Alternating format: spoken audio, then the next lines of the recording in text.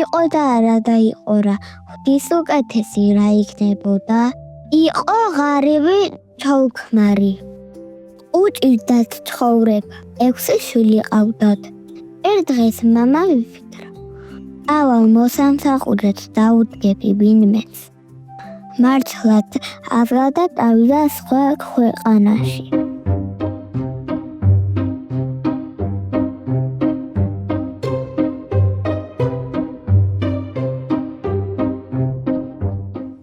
იარა და მიადგა ერთ სასახლეს. სასახლიდან გამოვიდა ერთი თასუქებული კაცი. გლეხმა უთხრა, მოსამსახური არ გინდაო? მინდაო, უპასუხა კაცმა. დაიწყო საუბარი ხილფასზე. ელიტაში თუ რამდენ სიმსახურებდა. თასუქებულმა კაცმა კითხა, ალალი 2 ჩაური გინდა? თუ არამი თუმანიო. გლეხი დათვიქდა და უთხრა, ალალი 2 ჩაური მიჩევნიაო. ასეც მორიგდნენ.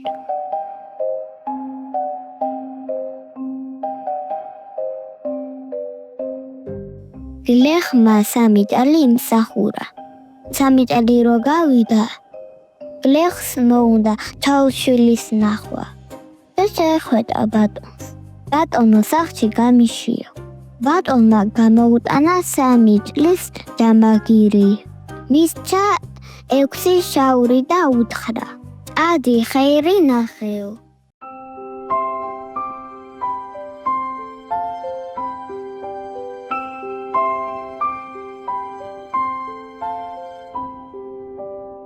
გლეხი ჭამბოვიდა ტირილით. ფიქრობს, 3 წელი ვემსახურე. ავიღა 6 შაური. რა მიუტანა ჩაუშვილს. 6 შაური ვის ეყოფაო? ამ ტოხელში გადავიდა სხვა ქვეყანაში. ერთ მაღაზიასთან დიდი რიგი იდგა. მივიდა გლეხი და დაინახა. ამ მაღაზიაში არავის არაძლევენ რაღაცებს. გლეხმა იკითხა, ამ დუხანში რას ყიდითო? აქ არის ძარკე და გასაყიდი. ხოლო თორ ალავ შაუგზე ყიდიან. მე მაქალარი 2 შაურიო. შევიდა დუქანში, იყიდა სარკე, საბძო ტომარაში და წავიდა ტერილით. ეს სარკე რაღაც ვიყიდე, რაში გამოიყენებო? რაში კიდევ რიგი შეხვდა? აქ რაღა იყიდებაო? აქ კატარის გასაყიდი, ხოლო თავა 2 შაურზე ყიდიანო. შევიდა გლეხი დუქანში, იყიდა კატარს და ისევ გავდგა გზას.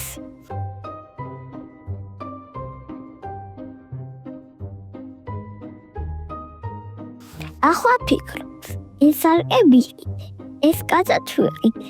დამცა 2 შაური. ეს 2 შაური ვის ეყოფაო? დაიწყო ისევ ტირილი.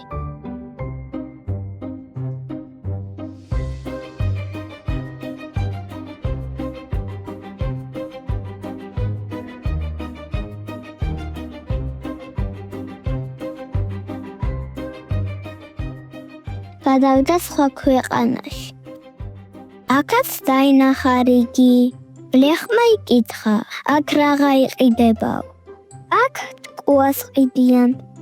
ალარ 2 ჩაურადო. გლეხმა იფიქრა, ვარე მამასაც ვიყიდიო. შევდა დუქანში და გამყიდველს უთხრა, მამა ქალარი 2 შაური. ტყუა მასწავლეო. გამყიდველმა უთხრა, ვინც რა უნდა კითხოს, შენ უთხარი, ორივე კარგი და ლამაზიაო. გლეხმა მისცა 2 შაური და გამობრუნდა. მოდის გზაზე და ფიქრობს საჭვალი კაცი. 3 წელი ვიმუშავე, სარკე და კატა ვიყიდე. ო თვითონ ვისწავლე, მაგრამ ჩემს შვილს რა შეხვდებაო? გადავიდა ისევ სხვა ქვეყანაში და დაინახა ხალხი ტირის. ხალხო რა გატირებთო? ჩვენ ქვეყანას ყალი არ აქვს. ყალი არის ერთგან მიწაში, მაგრამ იმის 60 ტანად ვინც ჩავიდა, უკან ვეღარ ამოვიდაო. გლეხმა იფიქრა, მე ხუთ კუა ვიყიდე. იქნებ მე ამოვიტანო წყალიო და იქნებ რამე მომჩენო. ჩავდა გლეხი მიწაში და დაინახა ერთი ბებერი დედაკაცი. ორი ახალგაზრდა გოგოთი იყო. ერთი ქერა, მეორე თავგრემანი. ბებერმა დედაკაცმა კითხა: შვილო, ამ ორ ქალში რომელი უფრო ლამაზია? ორივე კარგი და ლამაზიაო. დედაბერმა აუცო წყალი და გაატარა. ხალხმა რო დაინახა გლეხი ცოცხალი რო დაბრუნდა, ძალიან გაუხადათ და ბავშვი გაუშვეს მეფეს გააგებინეო.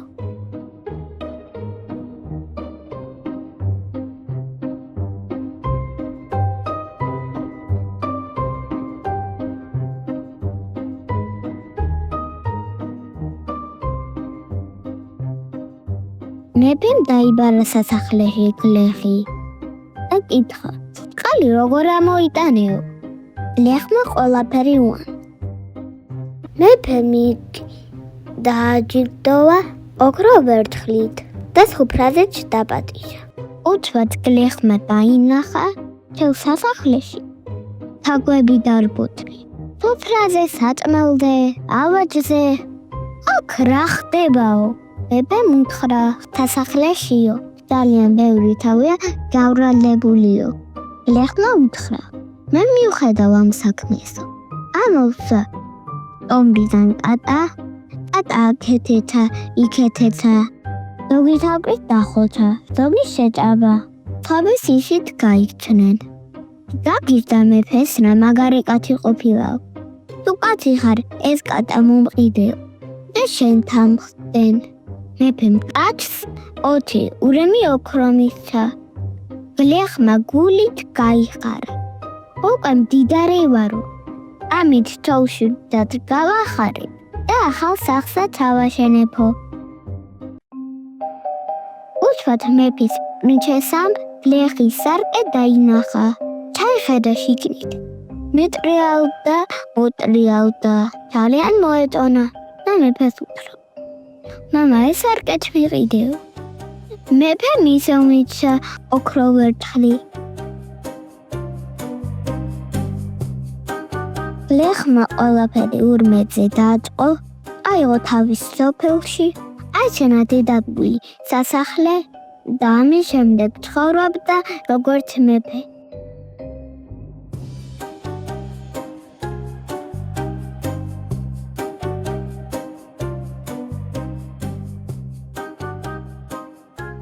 ჭირი იქა, ხინი აქა, ქატო იქა, ქვილი აქა.